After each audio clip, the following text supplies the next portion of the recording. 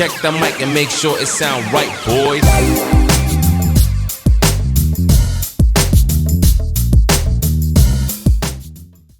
Wisdom uninvested in labor is wasted. How do you turn nothing into something? Here's how you start. There's 3 steps to it. Number 1, imagination. So imagination starts to change everything. Now, imagination is not tangible, but it is almost real. It's not real, but it's almost real. But it's hard to say that imagination is nothing. But it's nothing in terms of tangible. It's not tangible yet. And you always have to say yet. Imagination is not tangible yet. But it is the beginning of turning nothing into something. It's the beginning of turning nothing into reality, imagination. So the hotel I'm staying in next door was once in someone's imagination. Imagination is the ability to see things that don't yet exist, the ability to see what does not yet exist. Imagination is real in the sense that it affects. It'll affect your behavior, it'll affect your enthusiasm, it'll affect your emotions. It's real in that sense, but it's not real in the tangible sense. But to turn nothing into something, you start with imagination. Next is faith, to believe that what you imagine is possible. How would we start to strengthen our belief in that what we imagine is possible to turn it into reality? And there's 2 or 3 ways. One is to believe your own testimony. If you've done it before, why couldn't you do it again? If you've done it once, couldn't you do it the second time? Why not believe in your own testimonial? If I did it before, I can do it again. I was rich by age 31 and broke by age 33. But now my question was, could I do it again? And the answer was yes, of course. I lost the money, but I didn't lose the skills. And that's what's important about personal development. You can lose the money, but not the skills, so who cares about the money? Unless it's getting late, right? And you're like 90 and it's a little difficult to go back to the streets. But hey, once you've got the skills, you own the skills. It's like sales. A skill is more valuable than a sale. Sometimes a salesperson says, I need a sale. I said, no, you need a skill. Sales are temporary. Skills are permanent. So we start with imagination, which is almost real. It's not real yet. It's not tangible yet, but it's almost real. Now we move to faith to believe that what we imagine is possible. So we study our own testimony. If we've done it before, we can do it again. Here's what else we study. Other testimonials of somebody who did it. Somebody that built a hotel said, yes, I started with some plans and finally believed it was possible, and here it is. Say, well, if it's possible for one, it's possible for another. In fact, sometimes when we hear the testimonial, here's how they finished. If I can do it, you can do it. See, that's a classic testimonial that gives us now what we call faith. And one of the ancient wise writers said, faith is generated by what we hear. Faith is generated by what we hear. The vocabulary of what we hear, the vocabulary of what we read, that generates faith to believe that it's possible. Now, faith is not reality. You can't say faith is nothing because it affects. It's like radiation. To us, it's nothing because it can't be seen. But radiation is so powerful it can kill you. Right? You can't see it, but it has an incredible effect. And that's true of faith. Faith can't be seen, right? With the natural eye. It can't be seen, but it has an incredible effect on your attitude, on your behavior, on your disciplines, on your work for the day, and all the rest. So faith is tangible in that sense that it affects the emotions, it affects the drive. But we still don't have a hotel. Even though the imagination is very powerful, and even though faith is very real, we still don't have a hotel. Because faith is not a hotel. Now, it's almost. It is so close. Here's what one writer described faith. Faith is a substance of hope.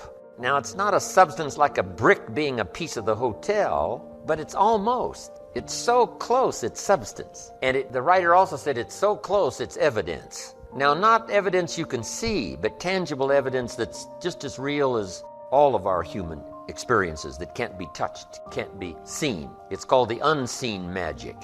Language is the unseen magic.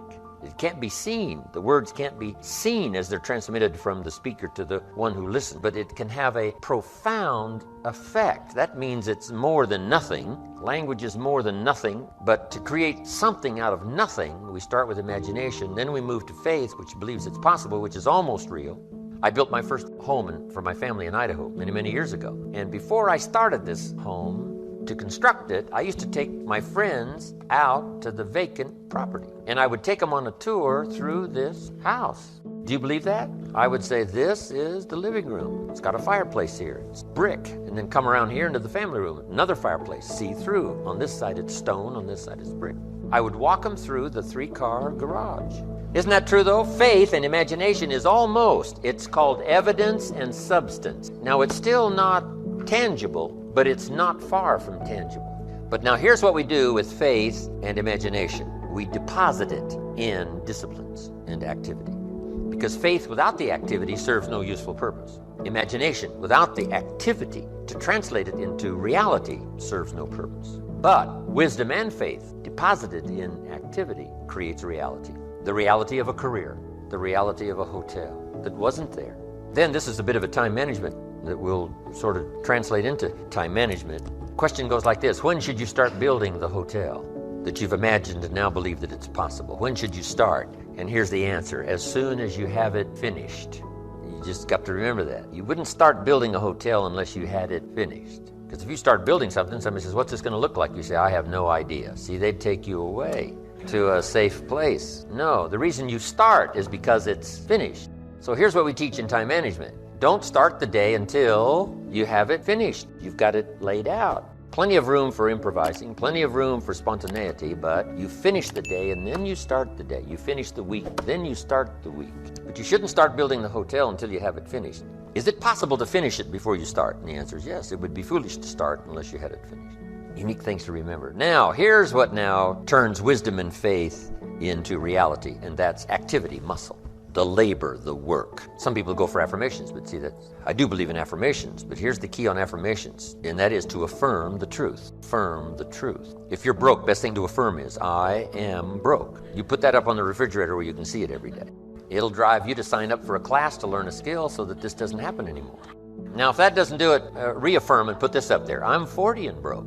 That's a lot more alarming. And if that doesn't work, put this up there. I live in America and I'm 40 and I'm broke. Something is wrong. Not with the country now. You don't have to build a raft. You don't have to build a raft and go to another country.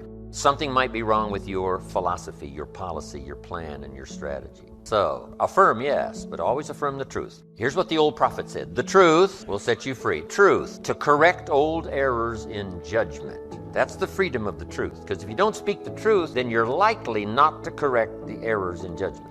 If something's wrong, but you say, hey, it's fine, it's fine, it's fine, how are you going to correct the errors in judgment that made it wrong? See, you can't say it's fine, it's fine, it's fine, and finally it turns out to be fine. Say, no. The only way to go from wrong to fine is not by affirmation. The way to go from wrong to fine is to figure out where the errors in judgment were by speaking the truth. Something's wrong here, finding out what's wrong, making the changes. Now it can go from wrong to fine. Here's a good phrase. Affirmation without discipline is the beginning of delusion. Now, here's what else the truth does. First, it sets you free to correct old errors in judgment. Here's what else it does. Helps you to set up new, easy disciplines, to turn wrong into right, to turn lack into prosperity, to turn skepticism into faith. Now, let me give you the secret now to creating a hotel. The final secret is discipline. But in order to turn wrong into right, we must speak the truth, because only the truth will set you free. Free to correct an error in judgment. Because here's the formula for failure and here's the formula for success. The formula for failure, number one, a few errors in judgment repeated every day. We call that the formula for failure. A few errors in judgment repeated every day. Now, why would you repeat an error in judgment the second day? Reason, failure doesn't occur at the end of the first day. If it did, it would be helpful, because then you wouldn't do that anymore. But errors in judgment are so subtle because they don't usually show their results until for a while. But a few errors in judgment repeated every day, and sure enough, you're way off course. Now, here's all you got to do to turn that around. A few simple disciplines practiced every day, starts to create success. Not at the end of the first day. The first day is the end of a new beginning, the first day. That you've started a new track, that you've started a new direction. So we must all speak the truth. So affirm the truth. Yes, affirm God is good. Yes, affirm life is full of possibility. Yes, affirm all the truthful possibility. But you don't need to try to trick yourself into saying something is okay when it isn't okay. Some people say every day in every way I'm getting better and better. And if that's not true, see, that we call that delusion. If it's not true. If it is true, then it's wonderful, it's fabulous, we should celebrate. But if it's not true, every day in every way I'm getting better and better. See, if that's not true, then it is an affirmation that's destructive. So just affirm the truth. The truth is I lack some skills to multiply my income by 10, which I wish to do in the future. I need to learn the skills. Affirm that you don't have the skills, so that it'll drive you to get the skills because you want to multiply your income by 10. Yes, it is true. All things are possible to the believer. It is true. Errors in judgment lead to devastation. We don't just need the truth. We need the whole truth and nothing but the truth. Here's what we don't need. Delusion. You don't need delusion in order to try to make something out of nothing. All you need is this simple little formula to imagine, because imagination is so powerful. It's the beginning of creating all things that we see.